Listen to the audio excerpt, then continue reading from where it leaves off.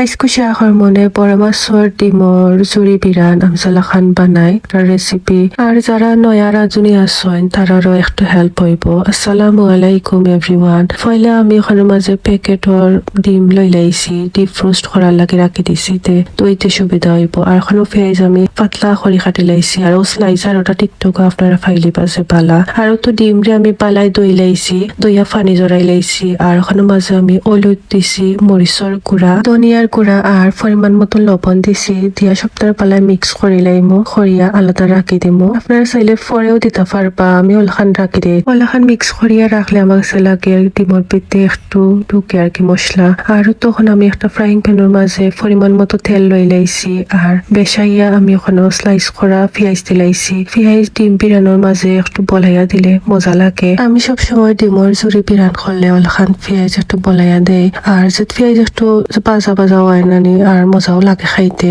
আলাদা সুন্দর একটা গ্রান বার হয়। আমি যে আগে বিয়ার আগে আর কি খাইতাম না ডিম বিরিয়ানিটা, আমার যে লাগতো একটু বালু বালু লাখান লাগতো, বাট ওখানে আমার যে ভালো লাগে। আমার আম্মু সব সময় যে মজা করে রান্তা খাইতাম না খাইতাম, বাট আমার এত বেশি ভালো লাগতো না। বাট তখন দেখুন আমার যে ভালো লাগে নিজেও খাই, আমার ফুয়ারেও চাই খাওয়াইতাম। আসলে মানুষের লাইফের মাঝে এখন সময় এখন লাখান মানুষের চেঞ্জ হয়ে যায় সপ্তাহের মাঝেও, আর মজাও লাগে খাইতে। আর ওখান বাচ্চান্তরেও দিলে ভালো হয়, যারা আর কি মাছ খাইতে চায় না ওলাখান সুন্দর করিয়া বাজিয়া বিরান করে দিলে খাওয়া যায়।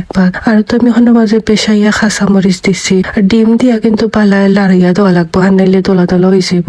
আর বালায় ওলাখান মিক্স করলে না একবারে জোর জোর লাখান হইব।